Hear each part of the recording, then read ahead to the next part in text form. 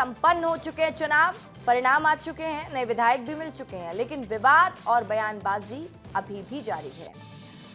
खबर की शुरुआत आज दो तस्वीरों के साथ करते हैं। पहली तस्वीर कांग्रेस के जश्न की है। दतिया उपचुनाव में कांग्रेस की जीत के बाद आज एक तरफ जहां विजय जुलूस निकाला गया, वहीं दूसरी तरफ उपचुनाव में हार के बाद दतिया जिला का पूरा कार्यकारिणी को ही भंग कर दिया गया। पूरी की पूरी कार्यकारिणी भंग कर दी बीजेपी ने। चलिए सबसे पहले कांग्रेस की बात करते हैं और कांग्रेस प्रत्याशी घनश्याम सिंह की उपचुनाव में बम्पर जीत हुई तो आज मौका था लोगों का धन्यवाद करने का। आज कांग्रेस ने दतिया में विजय जुलूस निकाला। इस दौरान समर्थकों की भारी भीड़ देखने को मिली। गाजे बाजे और बैनर पोस्टर के साथ कांग्रेसी कार्यकर्ताओं ने घनश्याम सिंह की जीत पर खूब जश्न मनाया। इस दौरान घनश्याम सिंह के साथ साथ नेता प्रतिपक्ष उमंग सिंगार भी जनता का धन्यवाद करते दिखाई दिए। जीत के बाद नेता प्रतिपक्ष उमंग सिंगार ने क्या कहा है, सुनिए पहले। देखिए, कांटों का ताज हर चुनाव होता है।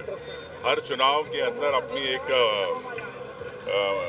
लड़ाई लड़ने का एक वो होता है, रणनीति होती। कांग्रेस कार्यकर्ताओं ने जमीनी रूप से जिस प्रकार से बूथ मैनेजमेंट किया, मैं दतिया और आज पूरे मध्य प्रदेश के कार्यकर्ता जिन्होंने यहाँ पर रात दिन मेहनत करी, सभी नेताओं को धन्यवाद और बधाई देना चाहता हूँ कि यही आप हौसला बनाए रखें, यही ताकत मनोबल बनाए रखें। कांग्रेस 2028 के अंदर आएगी। आज एक तरफ जहां कांग्रेस विजय उत्सव निकाली तो वहीं देखिए दतिया जिला कार्यकारिणी बीजेपी ने भंग कर दिया, यानी कि तमाम पदाधिकारी अब संगठन का हिस्सा नहीं है। दतिया में मिली हार के बाद मध्य प्रदेश कांग्रेस का देखिए मध्य प्रदेश में बीजेपी के एक्शन की चर्चा भी सुनाई दे रही है। दतिया उपचुनाव के परिणाम के बाद ही बीजेपी प्रदेश अध्यक्ष हेमंत खंडेलवाल ने कहा था चुनाव प्रभावित करने वाले दोषियों पर कार्रवाई होगी।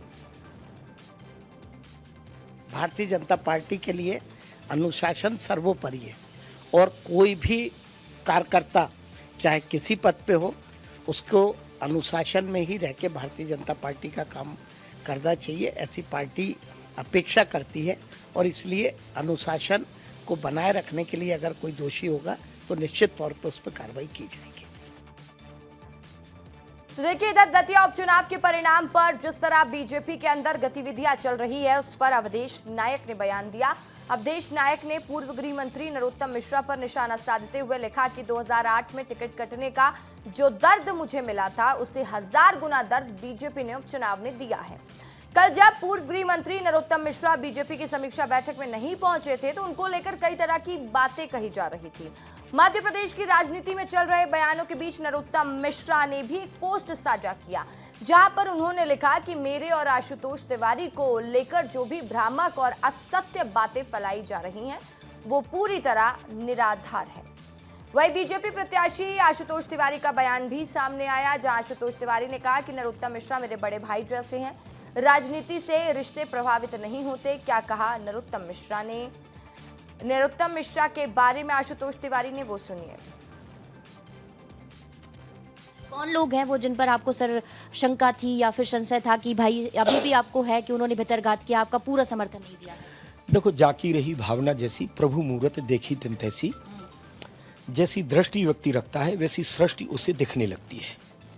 अभी मेरी दृष्टि में सकारात्मकता है, सब हमारे हैं और हम सबके हैं।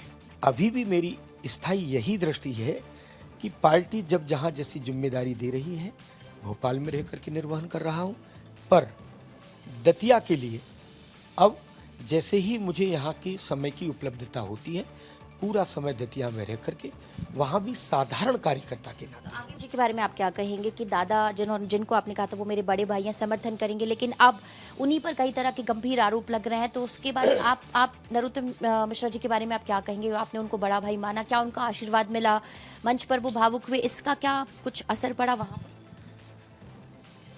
राजनीति रिश्तों को प्रभावित नहीं करती, इसलिए मैंने उस समय भी बोला था, मैं कहीं कोई संकोच नहीं है, मैं आज भी उस बात को दोहरा दूंगा, राजनीति रिश्तों को प्रभावित नहीं करती और इसलिए स्वाभाविक रूप से वो मेरे बड़े भाई हैं। तो देखिए इधर कांग्रेस नेता पीसी शर्मा ने नरोत्तम मिश्रा पर तंज कसते हुए कहा है कि जब कमलनाथ जी की सरकार गिरी थी नरोत्तम मिश्रा ही मुखिया थे, सरकार गिराने में जो जो इन्वॉल्व थे उन सभी का हाल बेहाल होगा। जो कहा जाता है कि वो कभी चुनाव लड़ेगी, तो बीजेपी में ये सब फॉर्मेलिटी होती है, ये कोई तथ्यों के आधार पर नहीं जाते।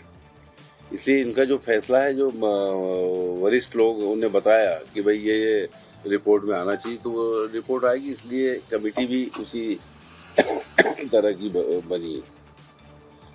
और सही मायने में कोई ठोस निर्णय लेना होता तो नरोत्तम मिश्रा जी के ऊपर जो चार्ज लग रहे हैं उसके हिसाब से तो उन पर कोई एक्शन नहीं हुआ। उनका गाड़ी घोड़े सब वैसे ही चल रहे हैं।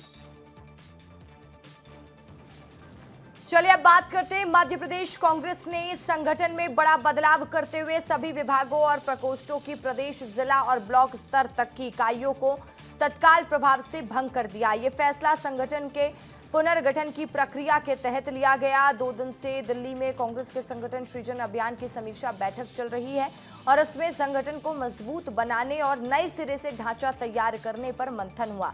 इसके बाद सभी विभागों और प्रकोष्ठों को भंग करने का निर्णय लिया गया। चलिए अब आपको बताते हैं मध्य प्रदेश कांग्रेस की कौन कौन सी कमेटी भंग हुई है और कौन कौन सी काम करती रहेंगी। कौन सी कमेटी भंग हुई है जान लीजिए। अल्पसंख्यक कांग्रेस, एससी कांग्रेस, आदिवासी कांग्रेस, मीडिया विभाग, 40 से ज्यादा विभाग को भंग कर दिया गया है और ये कमेटियां काम करती रहेंगी। वो कौन सी कमेटियां होंगी जो काम करती रहेंगी वो भी जान लीजिए। मध्य प्रदेश कमेटी, जिला कांग्रेस कमेटी, युवा कांग्रेस, सेवा दल, महिला कांग्रेस, एनएसयूआई, एमपी कांग्रेस का जो भी बैकग्राउंड से जुड़ी हुई कमेटियां हैं, महिला कांग्रेस, युवा कांग्रेस, ये तमाम कमेटियां चलती रहेंगी उसी तरीके से।